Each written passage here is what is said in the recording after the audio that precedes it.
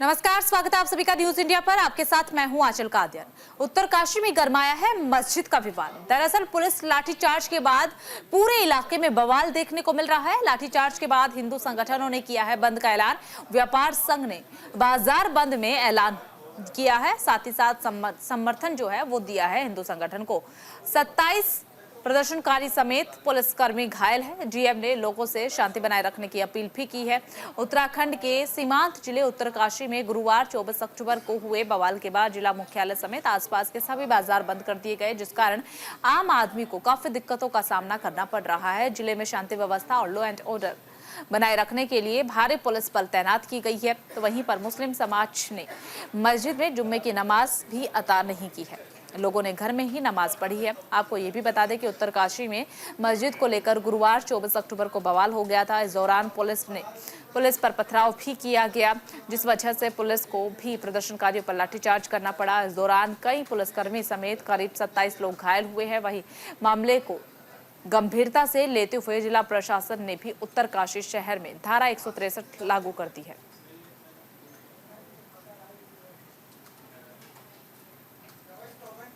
लड़ाई है और अगर हमको शासन ने इस प्रकार से दबाओ और हमें दबाने की कोशिश की तो आगे बहुत बड़ी लड़ाई होने वाली है, क्योंकि हिंदू समाज जग चुका है।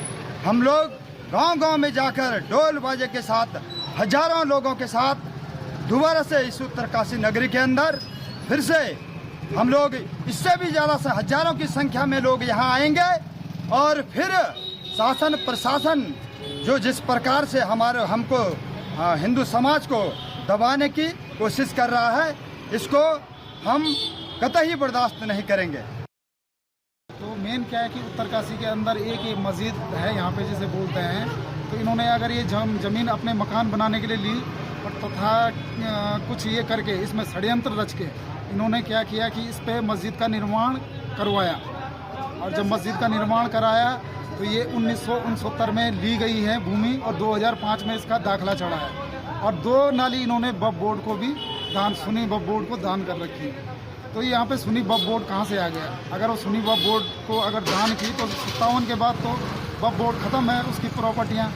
आज भी 1,21 करोड़ प्रॉपर्टी 1,21,000 प्रॉपर्टी वक्फ बोर्ड के पास है, जिसमें 1,12,000 प्रॉपर्टी के कागज़ नहीं है।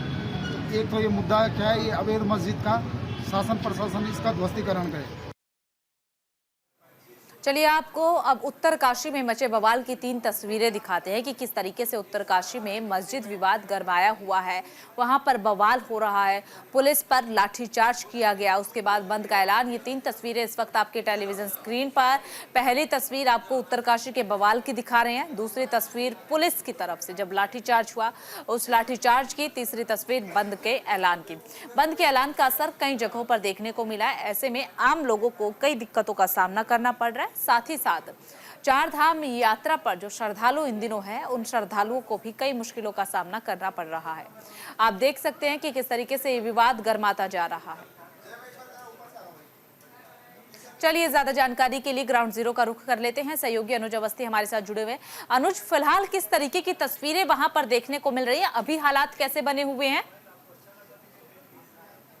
बिल्कुल, अगर बात करें उत्तरकाशी की तो कल देर रात जिस तरीके से लाठीचार्ज हुआ और लाठीचार्ज होने के बाद जो हिंदू संगठन थे उन्होंने बवाल किया। एक्चुअली ये मामला ये था कि जो अवैध मजार थी उसको लेकर के जो हिंदू संगठन थे उन्होंने कई बार प्रशासन को अलर्ट के लिए भी बोला भी और साथ ही साथ चिट्ठी भी दी, लेटर भी दिया उनको और उनको अवगत भी कराया कि ये जो मजार बनी हुई है ये अवैध मजार है।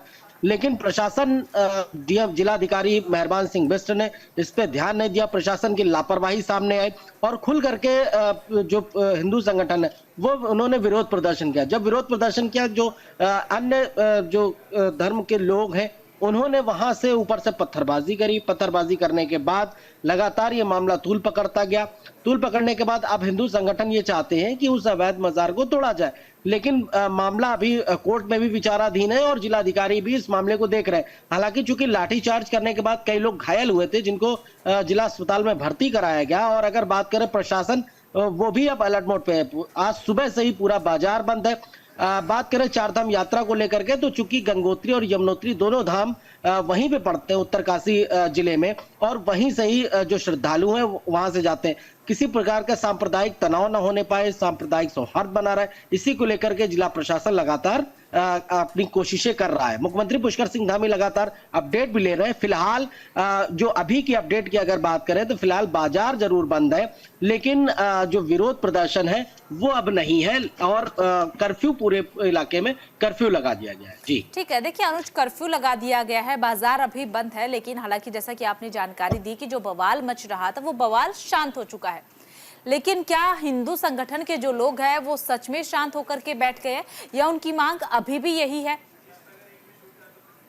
बिल्कुल, हिंदू संगठन की अगर बात करें तो उनकी मांग अभी भी है कि जो अवैध मजार बनी हुई है उस मजार को वहां से हटाया जाए। क्योंकि हिंदू संगठन, चाहे वो बजरंग दल हो, हिंदू युवा वाहिनी हो, उत्तराखंड हिंदू सेना, इन तमाम जो दल है उन दलों ने इससे पहले भी, करीब 1 महीने पहले भी जिलाधिकारी को ज्ञापन दिया था और जमीन के कागज भी दिए थे कि ये जो यहाँ पे मजार बनी हुई है ये अवैध मजार है, इसको हटाया जाए वहां से। लेकिन जिला प्रशासन के कानों में जू नहीं रहेंगी। आप जब बवाल होता देखता है तब जिला प्रशासन सचेत होता है और लगातार एक्टिव होता है। पुलिस विभाग भी जो है अब एक्टिव में दिख रहा है, क्योंकि कल देर रात लाठीचार्ज किया गया, जिस तरीके से पत्थरबाजी हुई, उसके बाद अब विवाद थोड़ा सा जो है कम हुआ है। लेकिन हिंदू संगठन की मांग यही है कि उस अवैध मजार को वहां से तोड़ा जाए। यानी कि अपनी मांग पर हिंदू संगठन अभी भी अड़ा हुआ है। अनुज, एक चीज समझना चाहेंगे, अभी बंद का असर जो है वो देखने को मिल रहा है उत्तरकाशी जिले में, क्या इसका प्रभाव आसपास के जिले पर भी पड़ रहा है? बिल्कुल, पूरे उत्तराखंड की अगर बात करें, जिस तरीके से उत्तरकाशी का मामला सामने आ रहा है, इस पे विपक्ष ने सरकार को घेरा हुआ है। क्योंकि केदारनाथ उपचुनाव है, इसको लेकर के विपक्ष इस बात को बोल रहा है। कांग्रेस के कई बड़े नेता, चाहे वो प्रदेश अध्यक्ष करण महरा, इस बात को लेकर के बोल रहे हैं कि जहां पे जो है चुनाव होते हैं वहां बीजेपी इस तरीके के सांप्रदायिक जो तनाव है वो कराती है, दंगे कराती है, तो ये बीजेपी के ऊपर उन्होंने ठीकरा फोड़ा है। कई अन्य जो जनपद है, चूंकि केदारनाथ उपचुनाव है, वहां पर भी जो है इसकी जो आग है वो फैलती हुई नजर आ रही है। तो अब सरकार इस बात को लेकर के कह रही है कि किसी तरीके से सांप्रदायिक तनाव ना हो और शांतिपूर्वक तरीके से सभी लोग रहे। चूंकि देवभूमि है और देवभूमि में सभी लोग शांतिपूर्वक तरीके से रहते हैं, तो इसी वजह से किसी भी प्रकार का कोई तनाव ना होने पाए। जी ठीक है अनुज, देखिए जब हिंदू संगठन की तरफ से अपनी मांग की जा रही थी तो ये अचानक से बवाल कैसे हो गया? पुलिस की तरफ से लाठीचार्ज किया गया, हिंदू संगठन की तरफ से पथराव किया गया, ये बवाल किस तरीके से शुरू हुआ जब अपनी मांग लेकर के पहुंचे हुए थे? क्योंकि जब कोई भी संगठन अपनी मांग लेकर के पहुंचता है, सबसे पहले शांतिपूर्ण ढंग से अपनी मांग रखी जाती है। या तो मांग को नहीं माना जाता है, दरकिनार कर दिया जाता है, या फिर बदसलूकी की जाती है, उसके बाद ही बवाल शुरू होता है। यहाँ पर क्या सर्कमस्टांस बने थे? बिल्कुल, कल देर शाम जब हिंदू संगठन के लोग विरोध प्रदर्शन कर रहे थे कि इस मजार को यहां से तोड़ा जाए, तो उसी दरमियान जो विशेष समुदाय के लोग हैं उन्होंने छत पर के ऊपर से विरोध प्रदर्शन जताते हुए वहां से पत्थरबाजी कर दी। जब पत्थरबाजी हुई तो उस समय पे जो जिला प्रशासन था, पुलिस था, वो एक्टिव हुई। एक्टिव होने के बाद जब भगदड़ मची तो लाठीचार्ज, पुलिस के द्वारा लाठीचार्ज किया गया। ठीक है अनुज, एक चीज समझना चाहेंगे, जैसे आपने जिक्र किया कि एक विशेष समुदाय की तरफ से ऊपर से पथराव किया गया, क्या उनके खिलाफ पुलिस की तरफ से कोई एक्शन लिया गया? वहां लगे सीसीटीवी फुटेज खंगाले जा रहे हैं और फिलहाल पुलिस की तैनाती कहां पर है?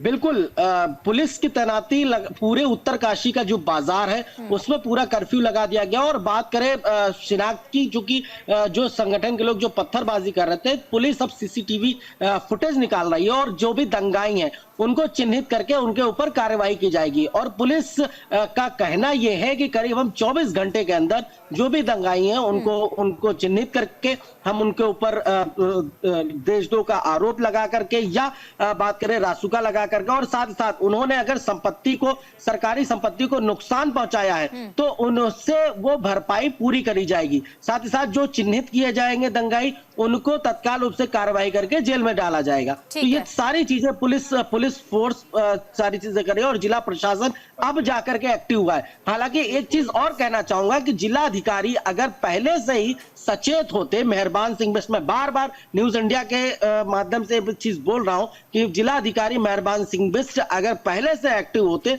तो इतना बड़ा दंगा नहीं होता। उनकी अचेत अवस्था के कारण ही ये इतना बड़ा दंगा हुआ और ये फेलियर प्रशासन का फेलियर है। मुख्यमंत्री लगातार अपडेट ले रहे हैं इस घटना को लेकर के, और उनका ये कहना है कि पूरे प्रदेश में सांप्रदायिक जो सौहार्द है वो बना रहे, लोग भाईचारे के साथ रहे। चूंकि देवभूमि है, सभी लोग एक साथ रहते हैं, तो इसी प्रकार से किसी प्रकार का कोई विरोध प्रदर्शन ना हो। जी चलिए ठीक है अनुज, आप अपनी नजर बनाए रखिएगा। फिलहाल के लिए बहुत बहुत शुक्रिया आपका तमाम जानकारी साझा करने के लिए। उत्तराखंड में शुरू होगी हेली एम्बुलेंस सेवा। दरअसल एम्स ऋषिकेश में शुरू होगी हेली एम्बुलेंस सेवा। ये बड़ी अपडेट इस वक्त आपको दे रहे हैं। दरअसल 29 अक्टूबर को शुरू होगी एम्स की हेली एम्बुलेंस सेवा। प्रधानमंत्री नरेंद्र मोदी करेंगे वर्चुअली उद्घाटन। फ्री में हेलीकॉप्टर से अस्पताल पहुंचाए जाएंगे मरीज। अब उत्तराखंड में 108 एम्बुलेंस सेवा की तर्ज पर ही अखिल भारतीय आयुर्विज्ञान संस्थान यानी कि एम्स ऋषिकेश हेली एम्बुलेंस सेवा शुरू करने जा रही है। इससे मरीजों को काफी फायदा होगा। इस सेवा के शुरू होने से प्रदेश के किसी भी क्षेत्र में गंभीर रूप से घायल हो को हेली एम्बुलेंस की मदद से एम्स ऋषिकेश में शीघ्र ही पहुंचाया जा सकेगा। 29 अक्टूबर तारीख निर्धारित की गई है जब प्रधानमंत्री नरेंद्र मोदी इस सेवा का वर्चुअली माध्यम से विधिवत तरीके से शुभारंभ करेंगे। इसकी जानकारी एम्स ऋषिकेश की कार्यकारी निदेशक प्रोफेसर मीनू सिंह ने साझा की है। प्रोफेसर मीनू सिंह ने कहा है कि ये देश की पहली हेली एम्बुलेंस सेवा होने वाली है। संजीवनी योजना के अंतर्गत संचालित ये सेवा निःशुल्क होगी। सेवा टोल फ्री नंबर शीघ्र जारी किया जाएगा। इसका लाभ समस्त उत्तराखंड में मिलेगा।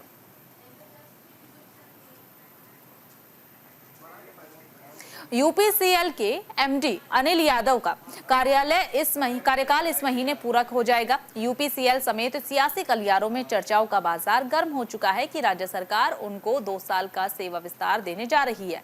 अनिल यादव की सेवा विस्तार पर सोशल मीडिया में जंग भी छिड़ी हुई है। यूपीसीएल के एमडी अनिल यादव पर युवा नेता बॉबी पवार समेत कई लोगों ने करोड़ों का भ्रष्टाचार का आरोप भी लगाया है।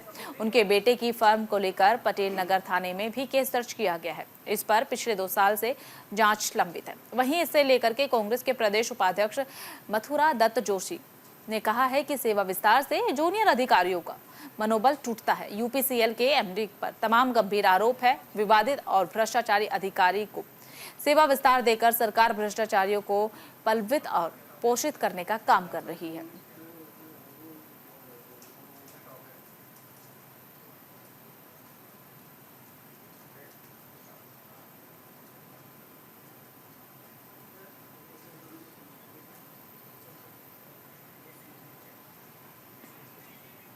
हरिद्वार में स्वच्छता अभियान का आयोजन हुआ है, जिसका नेतृत्व बीजेपी सांसद त्रिवेंद्र सिंह रावत ने किया है। गणेश घाट पर आयोजित इस अभियान में पूर्व कैबिनेट मंत्री मदन कौशिक, बीजेपी विधायक आदेश चौहान समेत कई बीजेपी पदाधिकारियों और कार्यकर्ता भी इसमें शामिल होने के लिए पहुंचे थे।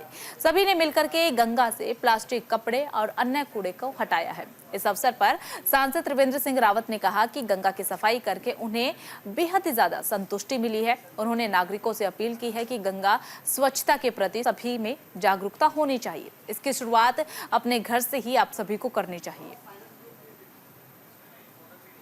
तो देखिए तस्वीरें इस वक्त आपके टेलीविजन स्क्रीन पर हम दिखा रहे हैं। त्रिवेंद्र सिंह रावत आपको नजर आएंगे जो सफाई करते हुए नजर आ रहे हैं। हरिद्वार में चलाया गया स्वच्छता अभियान और बढ़ चढ़ करके सभी अधिकारियों ने और वहां के मूल निवासियों ने इस स्वच्छता अभियान में हिस्सा लिया है।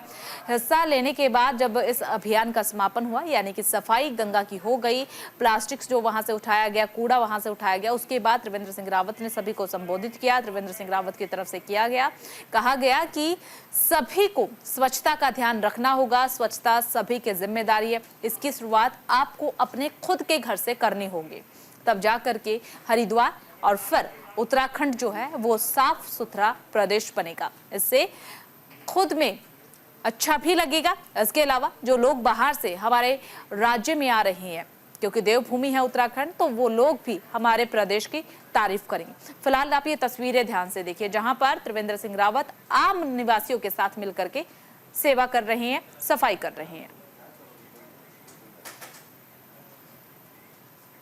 देहरादून में उत्तराखंड के सचिवालय परिसर में महिला स्वयं सहायता समूह ने दीपावली उत्सव के लिए बनाए गए सजावटी उत्पादों की प्रदर्शनी लगाई है, जिसका शुभारंभ जो है मुख्य सचिव राधा रतूड़ी ने किया है। इस अवसर पर मुख्य सचिव राधा रतूड़ी ने महिला स्वयं सहायता समूह से जुड़ी महिलाओं का उत्साहवर्धन भी किया है। मुख्य सचिव ने सभी प्रदेशवासियों से दीपावली के अवसर पर स्थानीय कारीगर, विशेष रूप से महिला स्वयं सहायता समूह की ओर से तैयार किए गए उत्पादों की खरीदारी का अनुरोध भी किया है। वहीं इस दौरान सचिवालय के अधिकारी और साथ ही साथ कर्मचारी भी मौके पर मौजूद रहे।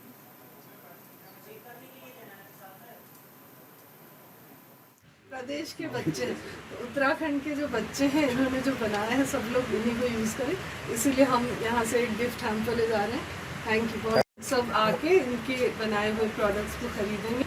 दिवाली में आपने देखा होगा प्रधानमंत्री जी ने भी कहा है कि लोकल प्रोडक्ट्स ही यूज़ करें, तो हम लोगों के बच्चों ने जो बनाए, ये तो अपने प्रदेश के बच्चे, उत्तराखंड के जो बच्चे हैं, इन्होंने जो बनाया है, सब लोग इन्हीं को यूज़ करें, इसीलिए हम यहाँ से एक गिफ्ट हैम्पर ले जा रहे हैं। थैंक यू बहुत। सब आके इनके बनाए हुए प्रोडक्ट्स को खरीदेंगे। दिवाली में आपने देखा होगा प्रधानमंत्री जी ने भी कहा है कि लोकल प्रोडक्ट्स ही यूज़ करें, तो हम लोगों के बच्चों ने जो बनाए, ये तो अपने प्रदेश के बच्चे, उत्तराखंड के जो बच्चे हैं, इन्होंने जो बनाया है, सब लोग इन्हीं को यूज़ करें, इसीलिए हम यहाँ से एक गिफ्ट हैम्पर ले जा रहे हैं। थैंक यू बहुत। सब आके इनके 2024 लोकसभा चुनाव के दौरान बड़ी संख्या में दूसरे दलों के नेता और कार्यकर्ता बीजेपी में शामिल हुए हैं, लेकिन अब बढ़ा हुआ कुनबा कहीं ना कहीं बीजेपी के गले की फांस बनता नजर आ रहा है। दरअसल 20 नवंबर को केदारनाथ में उपचुनाव होने हैं, जिसको लेकर बीजेपी में दावेदारों की होड़ लगी हुई है। लेकिन इस बीच केदारनाथ सीट से 2 बार निर्दलीय उम्मीदवार के तौर पर चुनाव हार चुके कुलदीप सिंह रावत के तेवर काफी ज्यादा अलग अलग नजर आ रहे। तेवर से बीजेपी भी काफी ज्यादा बेचैन है, जिसको लेकर के कांग्रेस प्रदेश अध्यक्ष करण माहरा का कहना यह है कि हकीकत यही है कि बीजेपी में काफी असंतोष है। कांग्रेस मुक्त भारत कहते कहते बीजेपी कांग्रेस युक्त पार्टी हो गई है।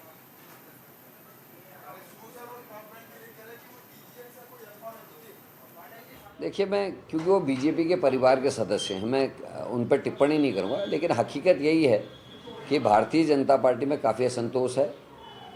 शैला रानी रावत जी की बिटिया भी तैयारी कर रही हैं, कुलदीप रावत क्योंकि पिछले बार वोट लेके आए थे ठीक ठाक, तो वो भी तैयारी कर रहे हैं, और अन्य लोग भी वहाँ हैं। आशा नौटियाल जी हैं जो उनकी महिला मोर्चे की प्रदेश अध्यक्ष हैं, वो भी हैं, और अन्य भी दावेदार हैं। तो वहाँ नाराज़गी भी है, लोगों को झूठ बोलकर पार्टी में सम्मिलित किया गया, सपने दिखाए गए कि आप हमारी पार्टी में आ जाए, आगे आपको मौका मिलेगा। तो आज वो चीज़ें निकल के बाहर आ रही हैं। भारतीय जनता पार्टी आज भारतीय जनता पार्टी है कहाँ? कांग्रेस मुक्त भारत कहते कहते आज कांग्रेस युक्त भारतीय जनता पार्टी हो गई। वहाँ 80% लोग तो कांग्रेस के ट्रेंड लोग हैं। मंत्रियों को देख लो, मंत्रियों की संख्या देख लो, उसमें भी आधे मंत्री कांग्रेस पृष्ठभूमि के हैं। तो कांग्रेस युक्त भारतीय जनता पार्टी है, और कांग्रेस मुक्त करते करते खुद ही कांग्रेस में ही हो गई है बात। देखिए, मैं क्योंकि वो बीजेपी के उत्तराखंड में सशक्त भू कानून और मूल निवास का मुद्दा गरमाने लगा है। हिमाचल प्रदेश की तर्ज पर सशक्त भू कानून लागू किए जाने, मूल निवास और भू कानून को लेकर एक तरफ जहां पूरे प्रदेश भर में धीमे धीमे सरकार के खिलाफ नाराजगी और विरोध के सुर उभर रहे हैं, आंदोलन भी बदस्तूर जारी है। बावजूद इसके बीजेपी ने अपना इरादा साफ कर दिया है कि प्रदेश में सभी वर्ग और समुदाय को, साथ ही साथ निवासरत लोगों के हितों की चिंता उनको है। इस पर व्यापक स्तर पर चिंतन किया जा रहा है। बीजेपी प्रदेश प्रवक्ता की माने तो सरकार स्थानीय लोगों के हितों के साथ साथ यहां पर रह रहे सभी लोगों के हितों का खास ध्यान रख रही है। इसका समाधान बेहद ही जल्द बीजेपी निकालेगी। प्रवक्ता महोदय के वक्तव्य ये साफ हो गया है कि स्थानीय लोगों की जो मांग मूल निवास को लेकर है, उस पर बीजेपी गंभीर नहीं है, और उससे इतर कोई भी बीच का रास्ता जो है वो निकालने की सोच रही है। तो देखिए, सशक्त भू कानून और मूल निवास का मुद्दा एक बार फिर से उत्तराखंड में गरमाता हुआ नजर आ रहा है। दरअसल जो ये मुद्दा है हिमाचल प्रदेश से शुरू हुआ, उसी की तर्ज पर उत्तराखंड में ये मुद्दा आया, और अब इस पूरे मुद्दे को लेकर के सियासत भी शुरू हो चुकी है। बीजेपी के एक प्रवक्ता का कहना है कि जो बीजेपी है वो कोई ना कोई रास्ता निकालने की सोच रही है। उन्हें निवासियों की चिंता है, यहाँ के निवासियों की, मूल निवासियों की चिंता है। समाधान निकालने की तरफ जो बीजेपी है वो अपने कदम आगे बढ़ा रही है।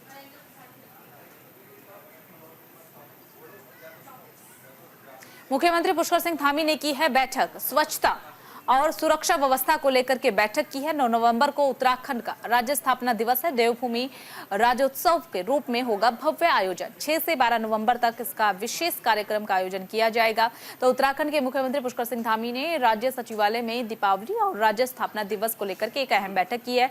राज्य की स्थापना के 25 साल पूरे होने को लेकर के पूरे उत्तराखंड में विशेष आयोजन होने जा रहा है। साथ ही सीएम पुष्कर सिंह धामी ने इस मीटिंग में स्वच्छता साथ ही साथ सुरक्षा व्यवस्था के संबंध में चर्चा की है। इस बैठक में राज्य के आला अधिकारियों ने शिरकत की है। वहीं पर दीपावली के लिए सीएम पुष्कर सिंह धामी ने खास निर्देश आला अधिकारियों को दिए हैं। दरअसल इस बैठक का मकसद ये रहा कि दीपावली और उत्तराखंड स्थापना दिवस को बेहतर तरीके से किस तरीके से मनाया जाए।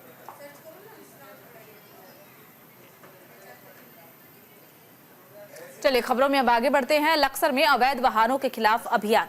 लक्सर एसडीएम के निर्देश पर प्रशासन का चेकिंग अभियान में कई वाहन सीज भी किए गए हैं। दरअसल लक्सर में एसडीएम गोपाल सिंह चौहान व एआरटीओ कृष्ण चंद ने लक्सर पुलिस के साथ हाईवे और साथ ही संपर्क रास्तों पर संयुक्त चेकिंग अभियान चलाया है। अभियान के दौरान 15 से अधिक वाहनों का चालान भी किया गया। खास बात यह रही कि आधा दर्जन से अधिक ऐसे वाहन हाईवे पर दौड़ते नजर आए जिनके पास उनके कंप्लीट कागजात तक नहीं थे।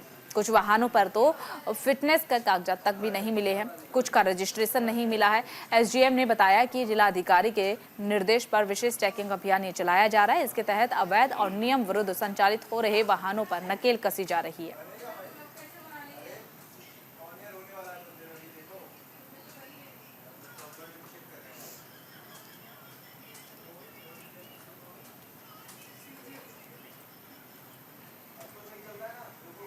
उत्तराखंड में मौसम का मिजाज बदला बदला नजर आ रहा है। उत्तराखंड में बारिश बर्फबारी ने ठंड बढ़ाई है। सीजन की पहली बर्फबारी ने ठंड बढ़ा दी है। उत्तराखंड प्रदेश की ठंड से मैदानी जिले भी ठिठुर रहे हैं। चमोली, उत्तरकाशी, बागेश्वर, पिथौरागढ़ में बारिश होने की संभावना भी जताई जा रही है। उत्तराखंड में मौसम सामान्य बना हुआ है। पर्वतीय क्षेत्र में ठंड में इजाफा हुआ है। इसके अलावा ठिठुरन भी बढ़ गई है। मैदानी इलाकों में भी ठंड बढ़ने लगी है। दिन के समय चटक धूप खिल रही है, लेकिन गर्मी का एहसास कम हो रहा है। सुबह शाम के समय ठंड और दिन के समय तेज धूप निकलने के कारण दिन और रात के तापमान में अंतर आ रहा है। मौसम की असर, बेरुखी का असर लोगों की सेहत पर भी पड़ रहा है। वायरल से पीड़ित मरीजों की संख्या लगातार बढ़ रही है। अस्पतालों में मरीज पहुंच रहे हैं। तटीय क्षेत्रों का अगर जिक्र करें, तटीय क्षेत्रों में कहीं कहीं हुई हल्की बारिश से निचले इलाकों में भी ठंड बढ़ने लगी है। हालांकि अक्टूबर का महीना लगभग खत्म होने वाला है, लेकिन गर्मी अपने तेवर पर बरकरार है। फिलहाल राजधानी एक्सप्रेस में सिर्फ इतना ही। बाकी तमाम बड़ी खबरों के लिए बने रहिए न्यूज़ इंडिया के साथ।